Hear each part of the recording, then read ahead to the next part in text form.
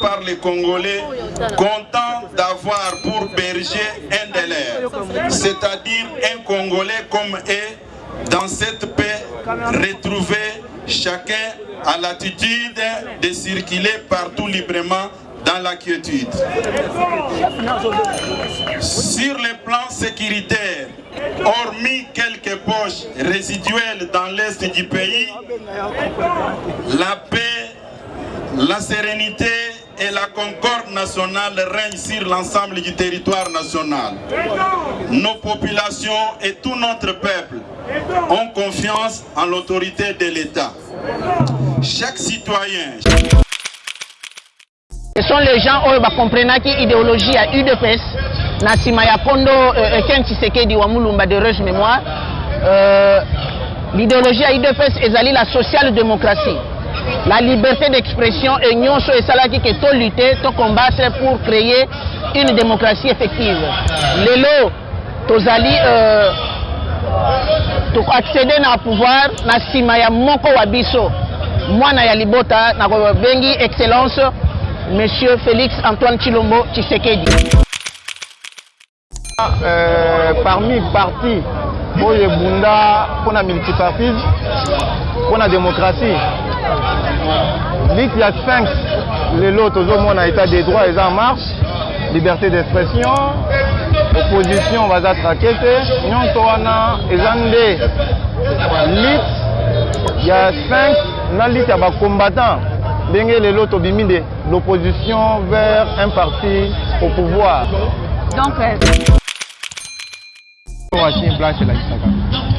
Donc, teni na bio l'article non, boza na bino maboko pembe, boza na problème à motiver, mais état de droit ezakaka, état de droit ezakaka. Soko yibi atoza président Luc des jeunes allé. Voilà, et bani donc biso to bombaka bao bayibaka te. Biso to za kino, soki oyibi bako kangayo parce que l'état bache wana te pona ko yibaka. Biso to l'état pona kino, lelo démocratie kota état de droit kota. Biso na eleko wana mokonzi mboka Maréchal Mobutu Sese Seko Kukumbwendu Wazabanga Azalaki Koloba. De son vivant, de mon vivant, il n'y aura qu'un seul parti politique. Namakanisi naye Azalaki Kotika Esikate au parti Tolingomba politique Mususu. Oui, car on est dans le bec, non, tout ce qui est de deux interventions. Il y a moko na moko, les locaux on a des zéros, comme on a 41 d'âge. Vraiment, c'est facile, c'est facile que vous avez une grande événement qui passe ici, événement vraiment. Il y a ma classe, je pense que les occasions, nous nous habitons et so banda. Tokuta balakima, tokuta na nakima, mute bozo mwana ndenge kota mamo elulu, banda milulu, c'est ma beauté ni parce que nous avec Kaliba pour tenir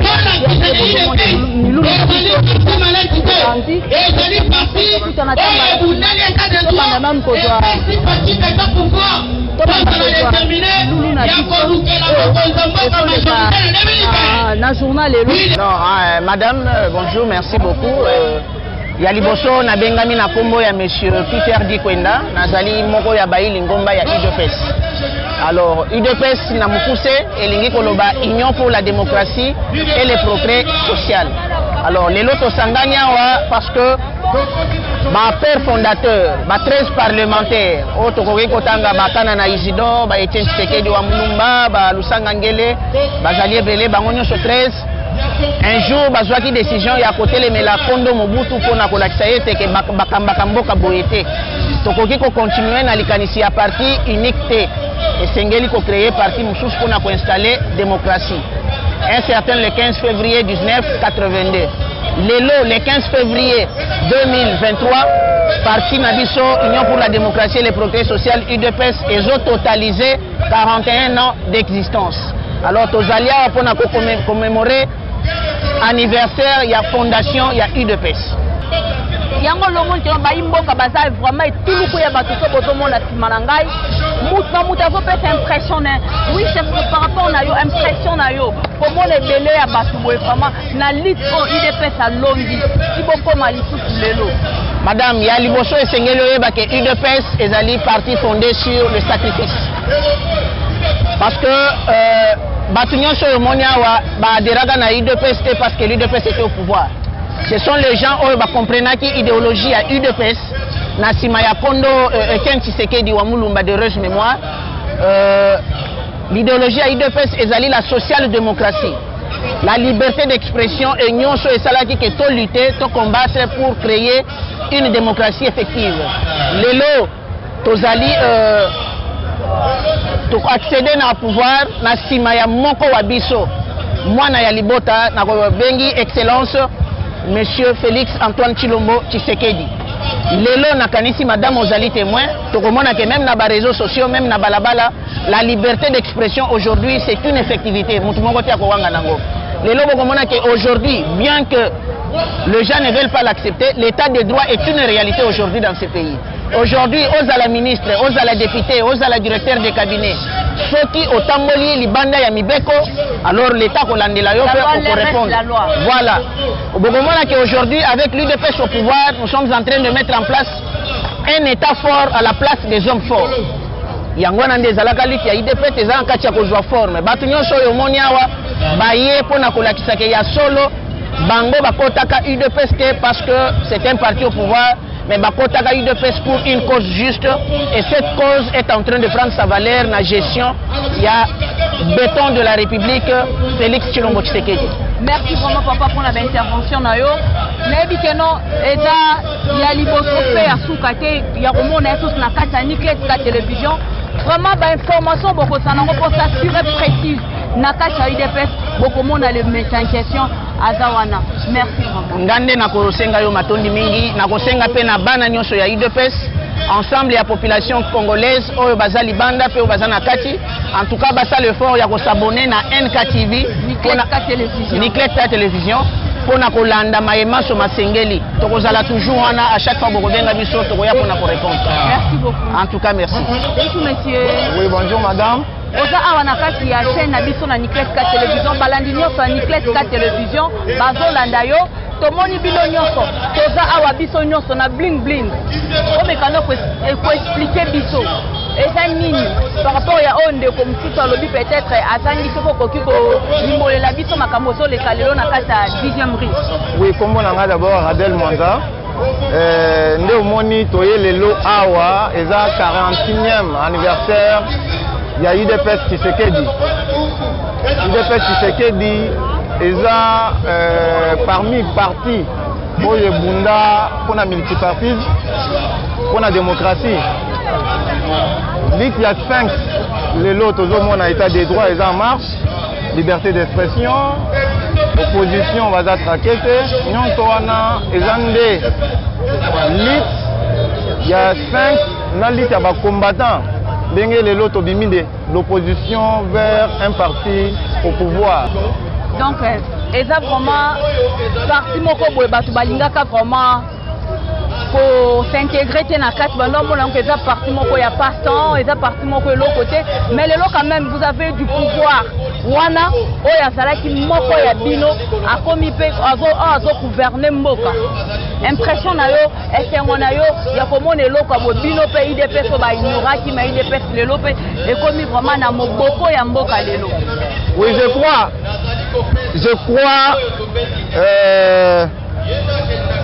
oui, ndenge olobi UDPS parti de l'opposition tozaki minoritaire te parce que UDPS est parti des masses et parti du peuple. Lito biso lelo tobundi tokomisi parti lelo ekomi parti au pouvoir. Je crois malgré l'accrochage des alliés mais le président Félix Tshisekedi azobunda nde makasi que slogan, il y a le peuple d'abord et ça l'a matérialisé que les Congolais vont palper slogan on a na maboko c'est que l'économie est à la stable misala les Congolais vont misala justice est à la vraiment libre justice est à la vraiment manipulée tout le monde dans un régime où il est qui récente tout puissant dans le régime va décider autrement yoka ba tout puissant net ba kasuma monter tout ça mais toujours mona na régime ya Tshisekedi ba tout puissant bazate c'est que bâton de commandement ezaka et pas yé moko mail Roi Soleil Félix Antoine Tshisekedi. Merci vraiment papa pour l'intervention nalo. Tozo kende kaka ko passer ba micro na biso na moko dans lelo vraiment toza vraiment na febi kene na fait tolia ka to mela ka to bina ka meto ko bina ngona ndenge ya respect na ndenge ya mabete bozoka vraiment muta mutazo pesa biso impression na eux par rapport ya 41e tellement moi na de 0 à 41 ans mais vraiment c'est une grande fête. Merci beaucoup mais bon 41 na fait bino keno ko bota moi na de 0 à 41 ans d'âge donc c'est pas facile pour fêter 41e année. Il y a parti politique qui parti à opposition, mais le commis parti au pouvoir. Donc vraiment il y a une grande fête, il y a une grande fête. Ozo le kalelo, na kasi ya parti na biso ya de place. Tozo passer ma micro, ba intervenant bazoloba, esengo bazanango, ya komona parti na bango. Ezala qui nulle part, mais le commis fait parti au pouvoir, o bazo fêter 41e anniversaire na bango. Bonjour monsieur. Bonjour madame. Vous pouvez se présenter Moukié? Ouais, ngai nazali kombo na ngai Dovika Songa, nazali combattant UDPS en même temps président de la Ligue des jeunes ya Vision Fachi. Tomoni le lobby non so boza habillé na blanc noir noir na ezali signe ya nini oh bino so boza na bateni ya pembe non ezala ngo simple pour na comprendre ngo pembe bino moko boyebi déjà baboko pembe donc Fachi Beton donc UDPS mobimba même symbole drapeau na biso pembe ezali na kati ezolakisa ke non biso toza na likambo ya motu te toyibaka te tosalaka mabe te nde par rapport à signe blanche elakisaka. Donc teni na bio l'article non boza na bino maboko pembe boza na problème à motiver mais état de droit eza kaka soko yibi atoza président Ligue des jeunes allez bamemi wana eyebani donc biso tobombaka bao bayibaka te biso tozalaki no soki oyibi bakokanga yo parce que l'état batie wana te mpona koyibaka biso tolita mpona keno lelo démocratie ekota état de droit ekota biso moko nde tokoprêche par exemple parce que biso tokokota mpe na makambo kobanda koyibaka nyaka te eza simple biso toza wana mpona koveye oyo akoyiba nde bakotia ye maboko madame.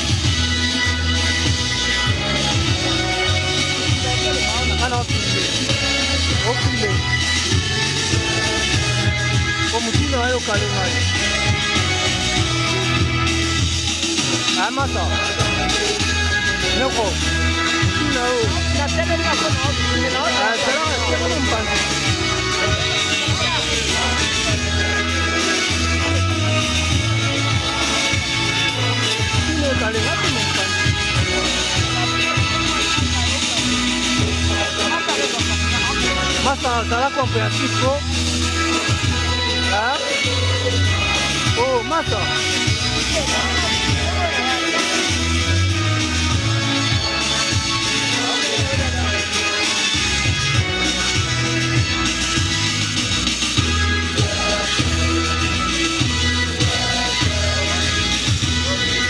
Até uma boa, só porque eu vou fazer.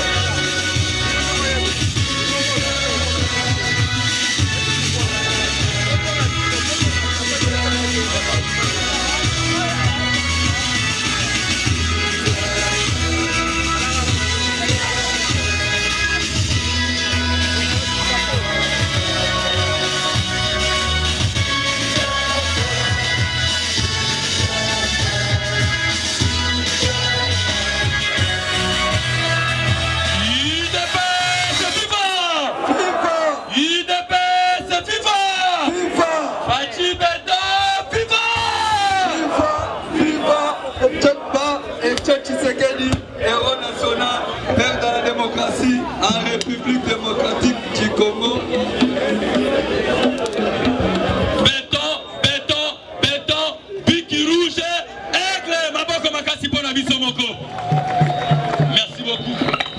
Merci beaucoup. UDPS viva!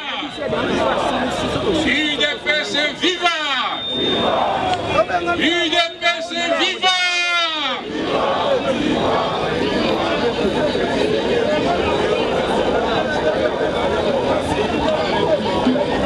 Du Congo, Félix Tshisekedi, chef de l'État, béton, béton, béton, pique rouge, éclair. Monsieur le secrétaire général, Chingoma, merci Namaloba. Opesingai, pour Nalimbolama Mouké, histoire, il y a eu des pestes, Namokuse. Les lots, les ali mokolo, il y a Esengo Mingi Penza. Toye Awa, Opangusa, Motoki, Naba Pinzoli na Miso, Oh Totangisaki, pendant 40 ans de lutte. Histoire a eu des pestes et bandant d'Engeli. Liboso Penza Penza, avant tout comme à la création, il y a eu des pestes. Namboga Congo, Ozalaki Kobengama, Zaïre, République du Zaïre, situation politique. Et Zalaki te, Tozalaki kaka na parti politique moko, Oye Bandaki Kobengama, parti État MPR.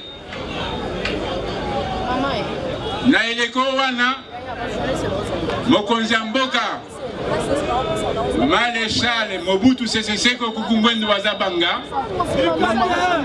Azalaki Koloba, de son vivant, de mon vivant, il n'y aura qu'un seul parti politique. Namakanisi naye, Azalaki Kotika Esikate, pour parti, Tolingomba politique Mususu, Ezala Nakati ya Zaïre. Nalikambo wana, Monsieur Mobutu, Azalaki ko violé, esprit ya manifeste ya nsele. Parce que, na manifeste ya nsele, oye salamaka na 1966, bakomaka kuna na kati, moi loboko ya Oya biso président Etienne Tshisekedi ezalaka na document wana babengaka manifeste lancele. Na kati ya document wana balobaka ona politique etambola na biso esengeli tozala na mongomba politique mibale. Ingomba liboso bakeli ezalaki MP. Atamboli muke elengi ya pouvoir eye Monsieur Mobutu alobi parti ya mibale kobota mate. Likambo wana memaka mboka na biso na mwa bitumba oyo boyokaki obien boyebi yango te ya 1977 baguerre ya Shaba. Nazokende mbangu mbangu mpona kopesa bino contexte na tango bitumba wana esili bapays amis baconseiller Mobutu a libéralisé l'espace politique. Baye kosala élection, baponi ba députés nationaux, obenga commissaire du peuple. Bongo équipe wana ba commissaire du peuple. Basalaki innovation moko makasi. Ezalaki ba interpellation ya ba membre du gouvernement na ba DG ya ba entreprise. Mais le cola Monsieur Mobutu azaki maboko mwa milai ba DG na ba ministre tango bazali ko sala bango interpellation et bandaki komona na makasi ke mingi bazaki ko sala makambo ya mabe na mitindo ya président ya eleko wana. Mobutu aye ko kata interpellation ba député ya eleko wana balobi tozali mibali population mutu eponi biso tokoki kotika la komitika boete mutu moko a diriger biso baye ko kata likambo wana bakomeli ye lettre moko, lettre ouverte balobi, lettre de 52 pages, et sika balimbolaki, mabe manso, ezalaki kosala malakati ya mboka na biso, ba di fléau. Mukanda wana, avant de comme pas ya Mobutu, ba service na ya recherche ya renseignement, ba yaki kozwa yango, ba botoli, ba likambo, ba yeko kanga sikoyo, ba initiateur ya mukanda wana. Nde oyo boyo kaka ba 13 parlementaires. L'air bakangi ba 13 parlementaires. Batindi bango. Na relégation na bamboka na bango. Banyokoli nyokoli bango. Sima ya mwa bambula mibale na banzi. Baye kozongisa bango, baye ko relâcher bango. Tango babimi na boloko wana ya relégation. Bango bamoni malamu te, les 13 parlementaires wana na ba congolais mususu. Balimaki musala basalaki. Bamoni ke bongaki malamu malgré makambo ya parti unique, parti ya mibale et Salema. Lettre à 52 pages wana et comment maka la mois de décembre ya 1980. Sikoyo bakangi bango pendant 2 ans ba torture, relégation, révocation na misala. Baye kozonga na Kisasa. L'air bazongi na Kisasa. Ba parlementaire wana bandimi au sala lingomba ya mibale malgré parti état unique. Né le 15 février 1982, bakei kotika lettre na bango wana na ministère ya intérieur et sika basinyaki ke bango bakeli lingomba mususu bapesi yango kombo Union pour la démocratie et le progrès social de Benina Mokuse UDPS. Et bandeli wana ya UDPS. Et bandeli wana ezalaki PTPTT. Tala na 82. Basali acte de bravoure wana. Mais lingomba et kokota na kati ya oto bengi clandestinité. Pona nini clandestinité? Bazalaki komi bomba. Ceux qui ont mis la kisi ngai mutia UDPS bakangi yo. Les wana service à sécurité bazalaki bengango Sénéri. Ceux qui battent à Sénéri bakangi yo sort na yo et vanité. Côté bakenoboka yo famille comme on a eu le sous-souté. Wana tala vie et combat qui y a ba politicien oyo ba utiki pour créer UDPS. Et combat qui y a kotambola na mikanda na sa alipeka na sa Kazaka. Na butu ozali kokutana bosololaka na ba code Mobutu azaki na kombo sur Mobutu te. Barobenga par exemple Monsieur Kabeya. La code na bango ba yebi que so ba Kabeya et lignolo ba Mobutu. Wana ezalaki ba code bazaki utilisé pour la clandestinité. Bazui yo bakangi yo. Combat siko ya UDPS ezalaki ya kobombama. Ezalaki komba makasi kobombama. Kotinda mikanda ya influence na ba parlement ya bamboka mususu na ndenge te ba parlementaire congolais ou zaïrois à l'époque basali acte ya liberté, acte ya démocratie mais bazali brimé. Likambo wana eumeli na komba wana ti na 1990. Na 1990 événement moko esalamaki na Libanda na côté ya Roumanie. Dictateur moko ya Roumanie, on va dire benga Sosescu, peuple na ye tombokeli ye babomi ye. Mobutu a bangi. Lera bangi abandi awa na Congo o bengaki consultation populaire. atamboli Congo mobimba koyoka nini population ezali koloba. Population a sengaki changement. Il fallait Mobutu aye na le 24 avril 1990 boyebi mokolo wana asali isukulu monene na Nsele esika atangisaki mai na miso ya loli asengi na peuple congolais va comprendre émotion na ye. Émotion ezalaki nini? Na biso na combat na biso ya UDPS tolobaki que notre sphinx, le grand opposant Etienne Tshisekedi, abetaki mbata na molili. Yango elelisaka Mobutu le 24 avril 1990. Maboko pona bino. Wana ezali ba élément o ezalaki kopesa esengo mingi na biso tozalaki na kati ya opposition clandestine. Tango na le 24 avril 1990 Mobutu atangisi mai na miso a reconnaître que parti mosusu ebotama.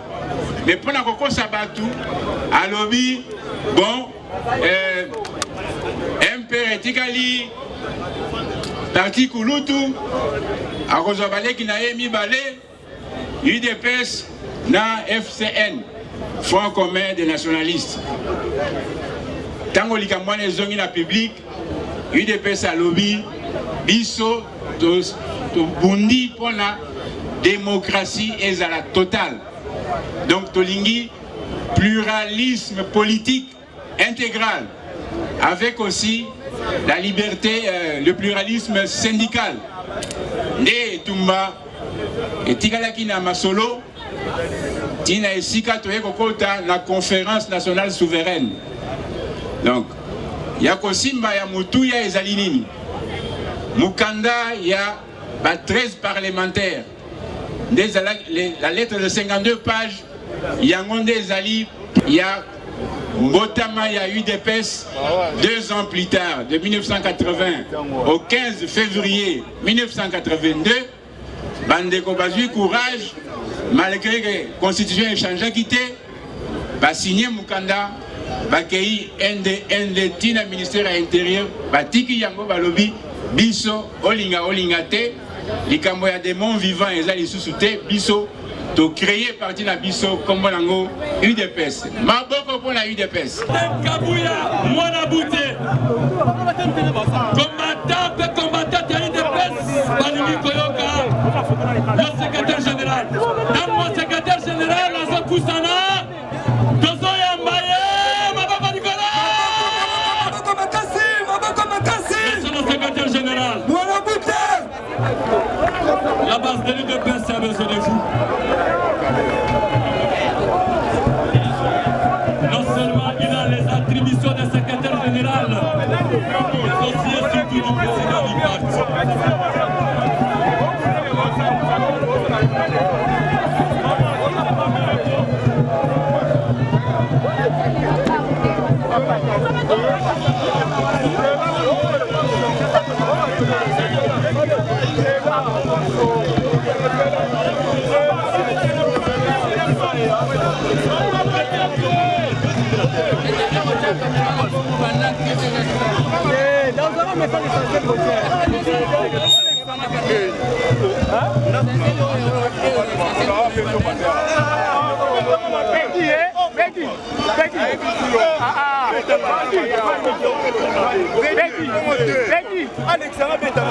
S'il vous plaît.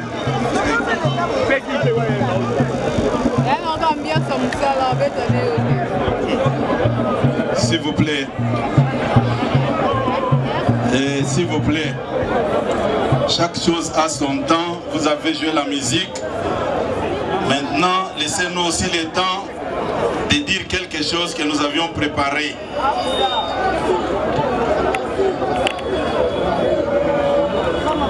Nous courons derrière le temps, s'il vous plaît.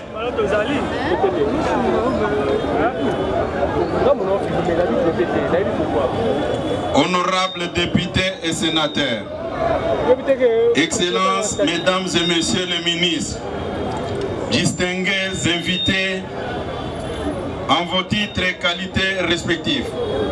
Mesdames et messieurs, combattantes et combattants, ce jour est un grand jour dans le calendrier de l'Union pour la démocratie et le progrès social, UDPS Tshisekedi en sigle. Jour mémorable, car le 15 février de chaque année, l'UDPS se souvient de sa création.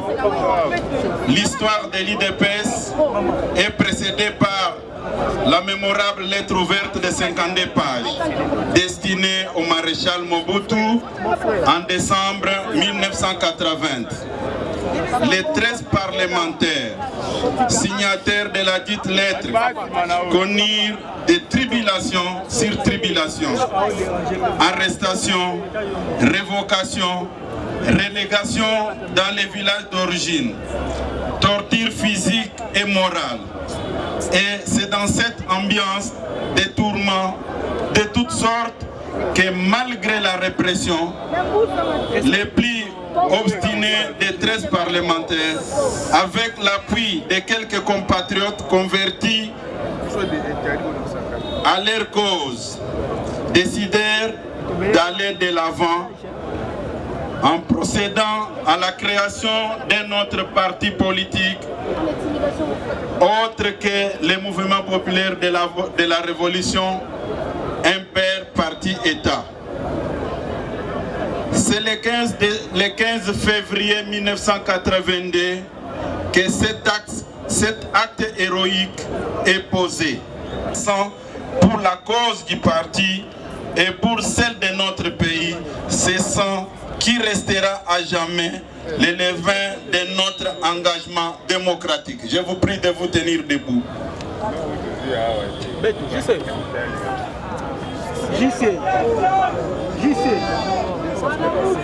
Merci. Le sang de nos martyrs, notre sueur, nos larmes et nos prières constituent notre sacrifice consacré au Créateur qui a daigné nous donner ce pays en héritage.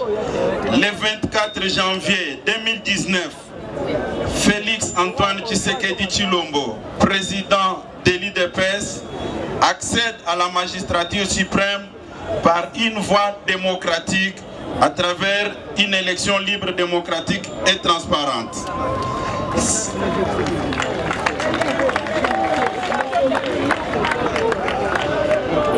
C'est à juste titre qu'il dédie notre pays au Créateur par un culte solennel et public. La République démocratique du Congo est depuis ce jour le pays dont Dieu est le roi et le président de la République, humble serviteur de l'Éternel. Car nous en sommes convaincus, avec l'Éternel, la République démocratique du Congo fera des exploits. Arrivé à ce stade de notre parcours, c'est-à-dire 4 ans d'exercice de pouvoir et à quelques mois des échéances de notre premier mandat, l'UDPS se doit de féliciter le président de la République, chef de l'État, pour toutes les actions courageuses qu'il a menées et qu'il continue de mener en vue de tirer notre pays du gouffre où il a été plongé pendant plus de 60 ans. Sans vouloir être exhaustif dans leur énumération, nous en citerons quelques-unes parmi les plus saillantes. Nous saluons la paix de cœur et la paix sociale ressentie par les Congolais, contents d'avoir pour berger un de leurs, c'est-à-dire un Congolais comme eux, dans cette paix retrouvée, chacun a l'attitude de circuler partout librement dans la quiétude. Sur le plan sécuritaire, hormis quelques poches résiduelles dans l'est du pays, la paix, la sérénité et la concorde nationale règnent sur l'ensemble du territoire national. Nos populations et tout notre peuple ont confiance en l'autorité de l'État. Chaque citoyen, chaque personne sait recouvrer ses droits au cas où il serait lésé. Nos forces armées, la police nationale et nos services de sécurité montent en puissance pour la défense de l'intégrité du territoire national. Leurs conditions de vie et de travail connaissent une amélioration certaine et constante. S'agissant de l'administration publique, elle est en phase de rajeunissement. Une mise à la retraite graduelle des fonctionnaires est couplée avec le recrutement des jeunes agents. Pour soulager les passionnés de l'État, la couverture de la Caisse nationale de sécurité sociale est étendue aux provinces et à l'ensemble des retraités qui auparavant en étaient exclus. Sur le plan diplomatique, les blasons de notre pays est redoré partout où ils étaient ternis. Notre pays récupère de plus en plus son leadership naturel partout où il était noté absent. Sur le plan de l'enseignement, la gratuité de l'enseignement de base est effective et le gouvernement a mis tous les paquets pour résoudre les différents écueils comme c'est de non-payés et de nouvelles unités et pour allouer des frais substantiels de fonctionnement aux différentes écoles selon leurs catégories. Sur le plan de santé, de nouveaux hôpitaux et centres de santé sont construits ou réhabilités. La couverture santé universelle est mise en œuvre. Les frais de maternité sont pris en charge progressivement selon leurs zones de santé. Sur le plan des infrastructures, les voies de communication sont construites, élargies ou réhabilitées. Les chemins de fer sont relancés. Des ponts et des bacs sont construits ou installés, sans oublier la baisse du prix des billets d'avion. Sur le plan économique, le budget de l'État a été décuplé.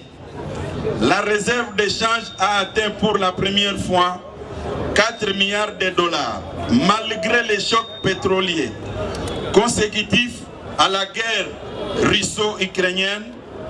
Notre économie tient bon. L'inflation est maintenue dans des propositions compatibles. 3,6% d'inflation. L'État a pris en charge une bonne partie du prix des carburants. La dernière action à citer, un nom de moindre, est le programme de développement des 145 territoires, initié par son Excellence, Monsieur le Président de la République, chef de l'État, Félix Antoine Tshisekedi Tshilombo. En vue de réduire les inégalités entre les provinces et de rétablir l'autorité de l'État partout dans l'arrière-pays, le gouvernement a entrepris de construire des écoles, des centres de santé, des bâtiments administratifs et habitations des fonctionnaires territoriaux, des routes, des dessertes agricoles, etc., etc.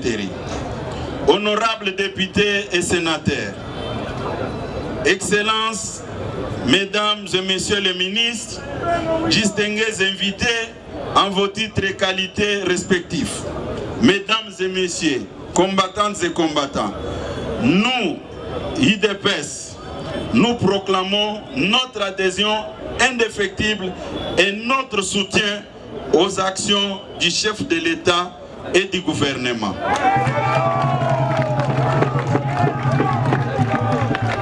Nous sommes déterminés à lui assurer un second mandat aux élections de décembre prochain. Nous sommes engagés à accompagner en vue de répondre aux attentes du peuple congolais dans la droite ligne de notre mot d'ordre, le peuple d'abord. Je ne peux pas clore mon propos sans féliciter nos vaillantes forces armées pour tout ce qu'ils continuent à faire en défendant notre territoire national. Je félicite encore le peuple congolais pour son engagement dans le processus électoral en cours. Continuez à vous faire enrôler pour prendre part aux prochaines échéances qui pointent à l'horizon en 2023. Honorables députés et sénateurs, Excellences, Mesdames et Messieurs les ministres, distingués invités en vos titres et qualités respectifs, Mesdames et Messieurs, combattantes et combattants, au nom de l'Union pour la démocratie et le progrès social, du haut de cette tribune, je vous souhaite un joyeux anniversaire à nous tous, bonne fête à nous tous, que Dieu de paix et d'amour nous accompagne dans tout ce que nous faisons pour le bien-être de cette population de la République démocratique du Congo. Je vous remercie.